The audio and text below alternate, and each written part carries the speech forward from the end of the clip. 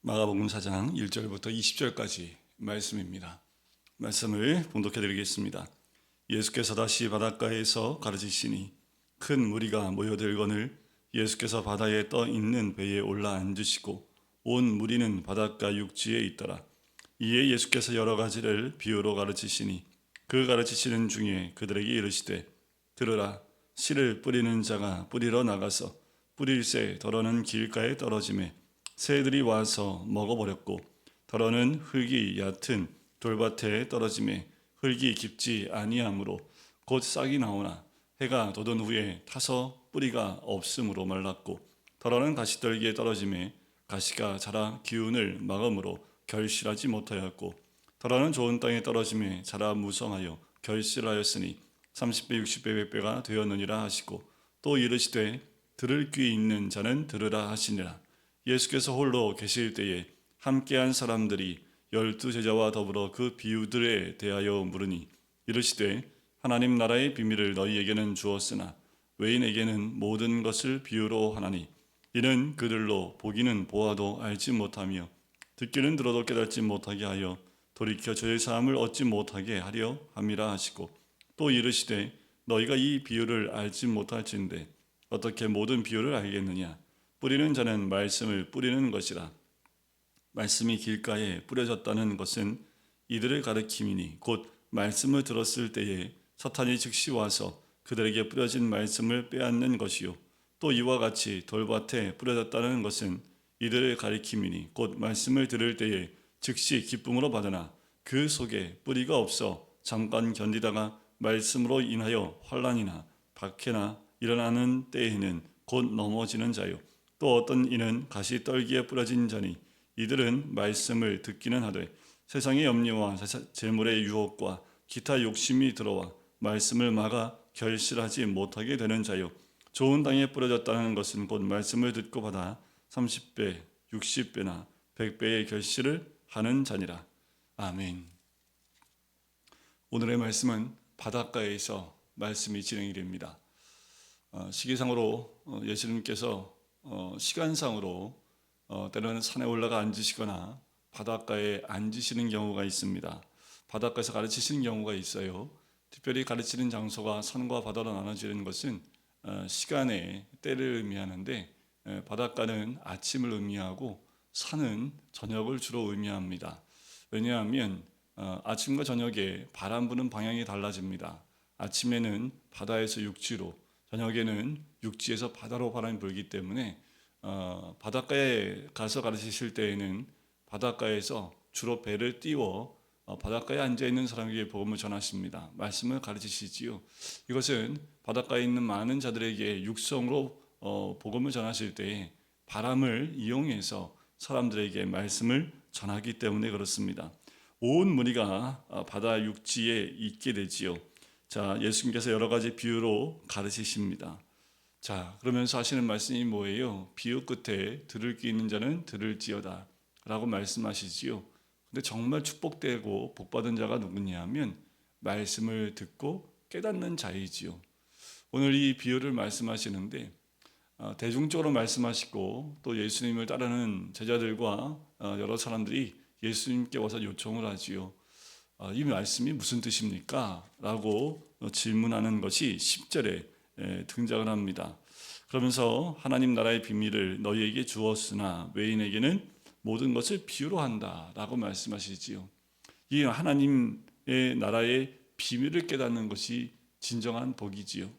그래서 진정한 복이 무엇입니까? 이 땅에서 누리는 것보다, 이 땅에서 내가 원하는 대로 가는 것보다 더 중요한 것은 하나님 나라의 비밀을 깨닫고 또 그 말씀을 알게 되는 것 아니겠습니까? 들을 귀 있는 자가 듣는 것은 바로 이와 같습니다. 누가 들을 귀 있는 자가 되겠습니까? 이 씨 뿌리는 비유를 듣는 자가 복이 있는 거지요. 더 복이 있는 자는 그 비유를 깨닫는 자이겠습니다. 자, 이 비유를 뜬금없이 하시는 것이 아니라 이와 같습니다. 뭐냐 하면 지금 오전 시간에 아마도 주님께서 멀리서 이 농부들이 농부 일을 하는 그 밭을 일구는 그 장면들을 아마 보시면서 하시는 비유일 것입니다. 뜬금없는 비유가 아니라 사람들도 다 눈으로 볼 수 있는 거지요. 유대 땅의 밭은 우리나라와 좀 달라요. 우리나라는 대부분 이렇게 네모 반듯하게 이 밭을 일구고 누가 봐도 이 밭인지 아닌지를 알 수 있습니다. 한데 유대 땅의 밭은 땅이 그렇게 비옥한 땅이 많지 않습니다. 군데군데 이 밭을 만들게 되는 거지요. 자, 근데 거기에 밭에 몇 가지 밭이 있냐면 돌짝밭도 있고 길가도 있습니다. 그리고 가시떨기 같은 그런 떨기가 있는 곳도 있고요. 그리고 잘 일궈진 좋은 밭도 있습니다. 그런데 이거 어떻게 나눕니까? 우리처럼 잘 구획이 돼 있고 잘 이렇게 정돈되어 있으면 그곳에만 이렇게 씨를 뿌리면 되지요. 그런데 이래 땅에 있는 농부들은 어떻게 씨를 뿌리냐 하면 그것이 이렇게 나눠져 있는 것이 아니라 군데군데 좋은 땅이 있기 때문에 씨를 그냥 흩뿌립니다. 뿌리다 보면 좋은 땅에만 심겨지는 것이 아니라 길가에도 떨어지기도 하고 아직 좋은 밭을 일궈내지 못한 돌이나 이런 것들을 이렇게 솎아내지 못한 그런 곳에도 떨어지게 되겠지요. 그리고 가시떨기가 있는 그곳에 씨가 떨어지기도 하는 거지요. 당시에 모든 사람들이 보고 알고 있는 겁니다. 그러면 길가에 떨어진 그 씨는 어떻게 될까요? 길가는 아주 사람들이 밟고 지나다니는 곳이기 때문에 딱딱하지요. 그래서 그 씨가 이 땅 속에 들어가지 못하고요. 씨가 싹을 낼 수가 없습니다. 새들이 와서 그 길가에서 다 쪼아 먹지요. 더러는 돌짝밭에 떨어져요. 돌짝밭은요 돌 위에 흙이 있기 때문에 주로 햇빛에 의해서 잘 달궈지게 됩니다. 습도만 잘 맞으면 굉장히 이 싹이 나기에 적당한 온도가 되지요. 빨리 싹이 자랍니다. 그런데 문제는 뭐예요? 뿌리를 내리지 못해요. 그러니 뿌리를 깊게 내리지 못하니까 수분을 또 빨아들일 수 없지요. 곧 타버립니다. 그리고 가시떨기가 있는 그곳에 들어가면 이미 가시떨기는 굉장히 빨리 자랍니다. 그러니까 싹이 나기 전에 이미 이 가시덤불이 모든 것을 다 지배하고 있기 때문에 그 햇빛을 차단하게 되고 또 그곳에 들어가게 되면 그 기운에 눌려서 싹이 나지만 자라지 못하게 되는 거지요.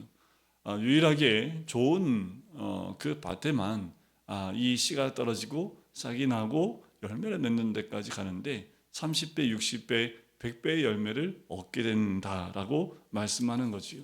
근데 이 이야기는 그곳에 앉아 있는 모든 사람 다 아는 거예요.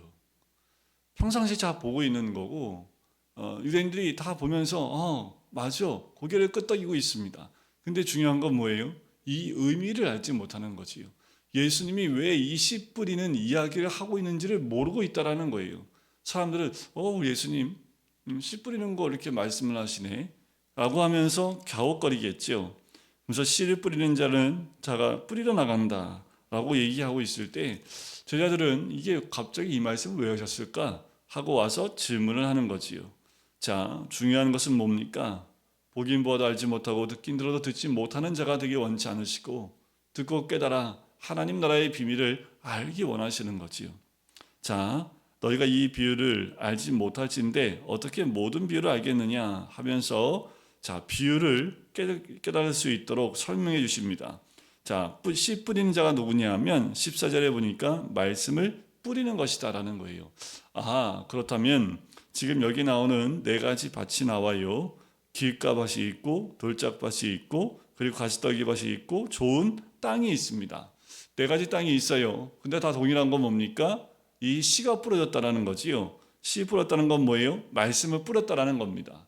그렇다면 이 네 가지 밭은 사람들의 네 가지 마음이 될 수 있겠지요. 또 지금같이 교회를 본다면 이 교회 안에 말씀이 선포되어진다라고 볼 수 있겠지요.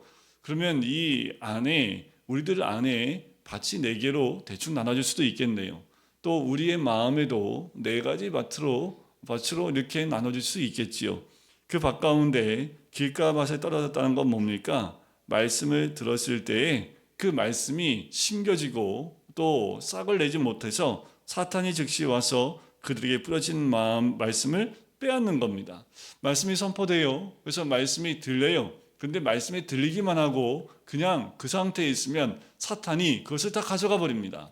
그래서 그 말씀의 씨가 들어오질 못해요. 그러니까 그냥 귀로 듣고 한쪽 귀로 흘려버리는 그 상황을 의미합니다. 돌짝밭은 어때요? 돌밭에 뿌려졌는데 이들은 말씀을 들을 때 즉시 기쁨으로 받아요. 흙에 적당한 온도와 습도가 유지되니까 들어오자마자 바로 싹이 나요. 기뻐요. 그런데 문제는 뭡니까? 돌에 의해서 밑이 막혀 있다 보니까 뿌리를 내리지 못하니까 곧 해가 뜨고 뜨거워지니까 곧 타버리는 것처럼 이들이 환난이나 말씀으로 인해서 박해가 일어날 때는 곧 넘어져 버리는 거지요. 그게 뭡니까? 말씀이 들어와 깨달아졌어요. 너무 기뻐요. 뭐든 잘 알아요. 그런데 그 말씀이 씨가 싹이 나고 열매를 맺힐 때까지 뿌리가 내려가야 되는데 뿌리가 없으니까 어떻게 돼요? 금방 타버리는 것처럼 환란이 와요. 그 말씀 때문에 박해가 와요. 곧 포기하고 넘어지게 된다라는 거지요. 우리가 말씀을 들었을 때 즉시 깨닫고 기쁨을 받으나 그 말씀대로 순종하여 살려고 하면 어떤 상황이 옵니까? 말씀 때문에 부딪혀요. 세상은 그 말씀대로 하나님 나라대로 살기를 원치 않습니다. 그러니까 삶에서 부딪히게 되고 자꾸만 무엇인가 문제가 생겨요. 그러니까 바로 꼬리를 내리고 말씀을 포기해 버린다라는 그 말씀입니다. 자, 어떤 이는 가시떨기에 뿌려진 자는 이와 같습니다.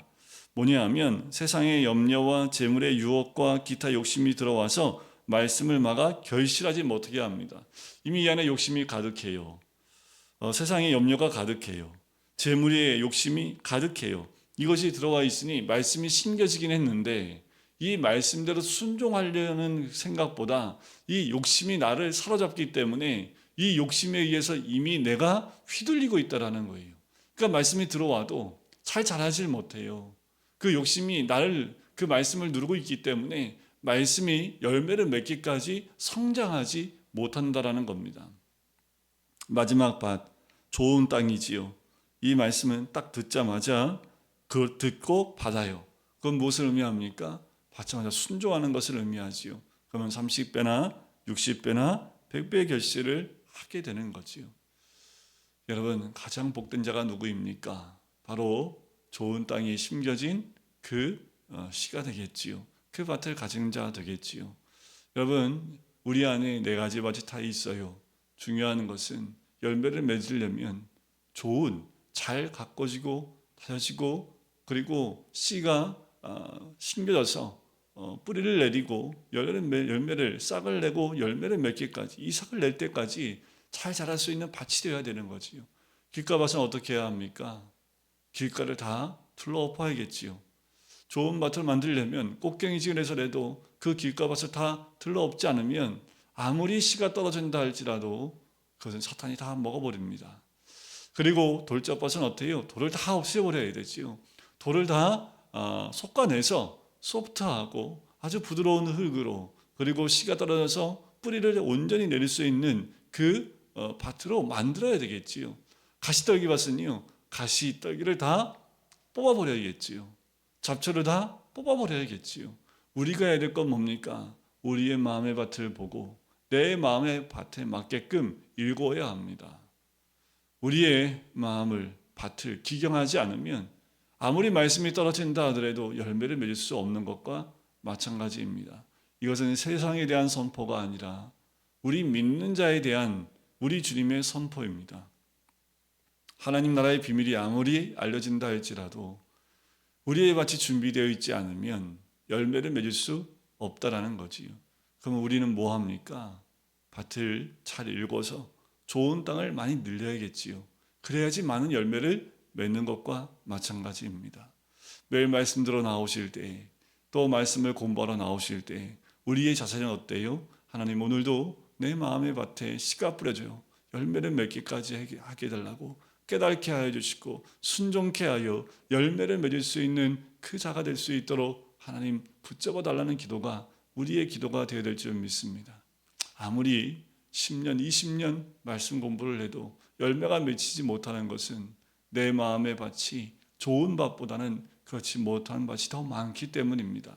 스스로 돌이키고 회개함을 통하여 내 밭을 귀경하고 또 우리 마음의 밭에 심겨진 그 씨가 열매를 이삭을 맺기까지 우리의 마음의 밭이 좋은 땅이 되도록 귀경하는 것이 우리가 회개를 통해서 주님께 나가는 방법입니다. 오늘도 우리 마음의 밭을 회개함으로 귀경하시고 좋은 밭으로 일궈서 말씀을 받아 순종함으로 열매를 맺을 수 있는 30배, 60배, 100배의 열매를 맺을 수 있는 우리 모든 성도님 되시기를 주님의 이름으로 간절히 축원드립니다. 기도하겠습니다. 사랑의 주님, 오늘도 주의 말씀 가운데 그 말씀의 씨를 우리가 듣고 깨닫게 해주심을 감사합니다. 하나님 나라의 비밀을 깨닫는 자가 진정한 복을 누리는 자인데, 하나님 우리 마음의 밭이 잘 기경되어져 좋은 밭이 되어지길 간절히 소원합니다.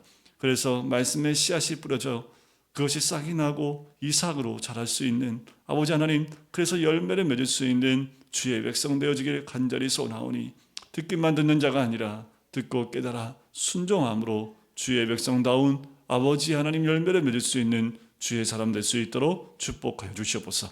감사드리며 예수 그리스도의 이름으로 기도드립니다.